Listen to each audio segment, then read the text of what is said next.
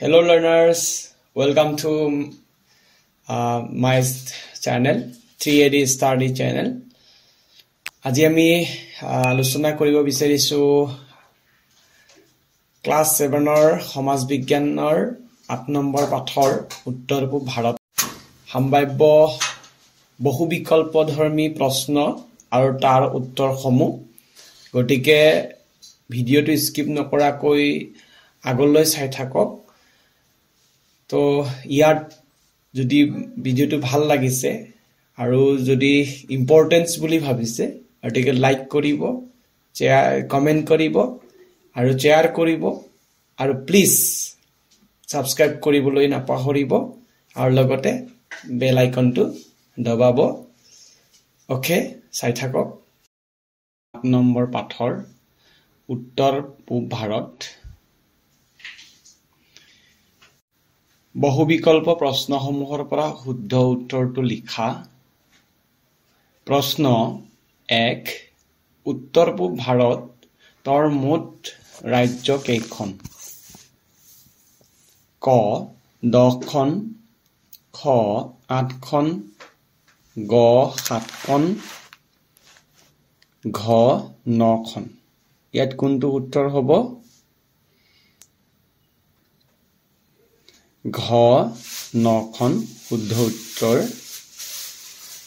2 number প্ৰশ্ন উত্তৰ পূব ভাৰতৰ পূবা পশ্চিমাকৈ ইমান বিস্তৃত হৈ আছে ক 750 কিলোমিটাৰ খ 800 কিলোমিটাৰ গ 850 কিলোমিটাৰ ঘ 950 কিলোমিটাৰ শুদ্ধ উত্তৰ গ 850 কিলোমিটাৰ প্ৰশ্ন 3 সিকিম উত্তৰ পূব ভাৰতৰ লগত কিমান চনত শামিল হৈছিল ক 2002 খ 2003 গ 1965 ঘ 1975 কোনটো চনত সিকিম উত্তৰ পূব ভাৰতৰ লগত শামিল হৈছিল শুদ্ধ উত্তৰ ক 2002 ইয়াৰ পিছৰ প্ৰশ্ন কিমান চনত নাগালেণ্ড পৃথক ৰাজ্য হিচাপে স্বীকৃতি পাইছিল ক 2002 খ 2003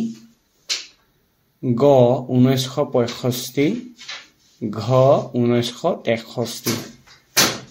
শুদ্ধ উত্তৰ ঘ 1963 প্ৰশ্ন 5 নেফা NWF নেফা কোনখন ৰাজ্য কোৱা হৈছিল ক অৰুণাচল প্ৰদেশ খ নাগালেণ্ড গ অসম ঘ মণিপুৰ ইয়াত শুদ্ধ উত্তৰ হ'ব ক অৰুণাচল প্ৰদেশ 6 নম্বৰ প্ৰশ্ন নেফা NEF এৰ সম্পূৰ্ণ ৰূপটো হ'ল ক নৰ্থ ইষ্ট ফ্ৰন্টিয়াৰ এজেন্সি খ নৰ্থ ইষ্ট ফ্ৰন্টিয়াৰ এছ'চিয়েশ্যন গ নৰ্থ ইষ্ট ফ্ৰন্টিয়াৰ এক্ট ঘ নৰ্থ ইষ্টাৰ্ণ ফাউণ্ডেশ্যন এজেন্সি কোনটো শুদ্ধ উত্তৰ হ'ব ক north east frontier agency NEFA ফুল ফৰ্ম 7 নম্বৰ প্ৰশ্ন অসমৰ কোনটো অংশক চিকেন নেক বুলি কোৱা হয় ক পশ্চিমৰ ঠেক সমতল অংশক খ পূবৰ ঠেক সমতল অংশক গ দক্ষিণৰ ঠেক সমতল অংশক ঘ ওপৰৰ আটাইবোৰ অংশক চিকেন নেক বুলি কোৱা হয় ইয়াত শুদ্ধ উত্তৰ কোনটো হ'ব শুদ্ধ উত্তৰ ক পশ্চিমৰ ঠেক সমতল অংশক অসমৰ চিকেন নেক বুলি কোৱা হয় 8 নম্বৰ প্ৰশ্ন মিজোৰামৰ ৰাজধানী হ'ল ক দিছপুৰ খ শ্বিলং গ কোহিমা ঘ আইজল ইয়াত শুদ্ধ উত্তৰ কোনটো হ'ব ঘ আইজল 9 নম্বৰ প্ৰশ্ন উত্তৰ পূব ভাৰতৰ আটাইতকৈ অধিক মাটিকালি থকা ৰাজ্যখন হ'ল ক অসম খ অৰুণাচল গ নাগালেণ্ড ঘ মিজোৰাম ইয়াত শুদ্ধ উত্তৰ হ'ব খ অৰুণাচল প্ৰদেশ 10 নম্বৰ প্ৰশ্ন জনসংখ্যাৰ ঘনত্ব আটাইতকৈ বেছি ক অৰুণাচল প্ৰদেশ খ নাগালেণ্ড গ অসম ঘ মণিপুৰ শুদ্ধ উত্তৰ হ'ব গ অসম 11 নম্বৰ প্ৰশ্ন উত্তৰ পূব ভাৰতৰ আটাইতকৈ সৰু ৰাজ্য হ'ল ক ছিকিম খ ত্ৰিপুৰা গ মেঘালয় ঘ মণিপুৰ কোনটো হ'ব ক ছিকিম প্ৰশ্ন 12 লুইত কোনখন ৰাজ্যৰ ৰাজধানী প্ৰধান নদী ক অসম খ অৰুণাচল গ নাগালেণ্ড ঘ মেঘালয় শুদ্ধ উত্তৰ হ'ব খ অৰুণাচলৰ প্ৰধান নদী 13 নম্বৰ প্ৰশ্ন কৰ্কট ক্ৰান্তি ৰেখাডাল কোনখন ৰাজ্যৰ মাজেদি পাৰ হৈ গৈছে ক অসম আৰু অৰুণাচল খ ত্ৰিপুৰা আৰু মেঘালয় গ ত্ৰিপুৰা আৰু মিজোৰাম ঘ অসম আৰু ত্ৰিপুৰা শুদ্ধ উত্তৰ ত্ৰিপুৰা আৰু মিজোৰামৰ মাজেদি কৰ্কট ক্ৰান্তি ৰেখাডাল পাৰ হৈ গৈছে 14 নম্বৰ প্ৰশ্ন 2011 চনৰ লোকপিয়ল মতে অসমৰ জনসংখ্যাৰ ঘনত্ব কিমান ক 350 জন খ 119 জন গ 17 জন ঘ 397 জন শুদ্ধ উত্তৰ ঘ 397 জন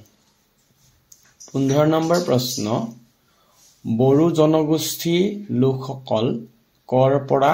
আহিছিল ক মধ্য ভাৰত খ দক্ষিণ পূব এছিয়া গ ব্ৰহ্মদেশ ঘ চীনৰ তিব্বতত শুদ্ধ উত্তৰ ঘ চীনৰ তিব্বতৰ পৰা বড়ো জনগোষ্ঠীৰ লোকসকল আহিছিল 16 নম্বৰ প্ৰশ্ন উত্তৰ পূব ভাৰতৰ কৃষিৰ প্ৰধান বৈশিষ্ট্য হ'ল ক বানপানীৰ প্ৰভাৱ খ উন্নত কৃষি পদ্ধতি গ জলসিঞ্চনৰ সুবিধা ঘ যথেষ্ট পৰিমাণৰ কৃষি মাটি আছে শুদ্ধ উত্তৰ বানপানীৰ প্ৰভাৱ হৈছে উত্তৰ পূব ভাৰতৰ কৃষিৰ প্ৰধান বৈশিষ্ট্য 17 নম্বৰ প্ৰশ্ন উত্তৰ পূব ভাৰতৰ কোনখন ৰাজ্যত সাৰ কাৰখানা আছে ক মেঘালয় খ মণিপুৰ গ অসম ঘ অৰুণাচল উত্তৰ হ'ব গ অসম 18 নম্বৰ প্ৰশ্ন লাটক হ্ৰদ কোনখন ৰাজ্যত অৱস্থিত ক মণিপুৰ খ ছিকিম গ নাগালেণ্ড ঘ ত্ৰিপুৰা শুদ্ধ উত্তৰ ক মণিপুৰত লাটক হ্ৰদ অৱস্থিত প্ৰশ্ন 19 মেঘালয়ৰ প্ৰধান শৃংগটো হ'ল ক সিংহাসন খ নক্ৰেম গ ফাৱাফুই ঘ কংটু শুদ্ধ উত্তৰ হ'ল গ ফাৱাফুই প্ৰশ্ন 20 তলৰ কোনখন ঠাই বস্ত্ৰ শিল্পৰ বাবে বিখ্যাত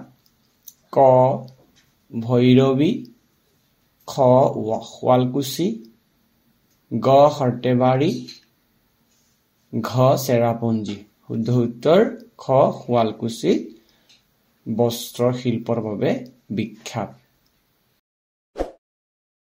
এখিনি আছিলে আমাৰ আজিৰ আলোচনা বিষয়বস্তু গতিকে কেনেকুৱা লাগিল কমেন্ট কৰিব এতিয়াও যদি সাবস্ক্ৰাইব কৰা নাই প্লিজ সাবস্ক্ৰাইব কৰিব চেনেলটো আৰু বেল আইকনটো ক্লিক কৰি থৈ দিব নেক্সট ভিডিও বিলাক পাবৰ কাৰণে ওকে আজিলৈ ৰাখো বাই বাই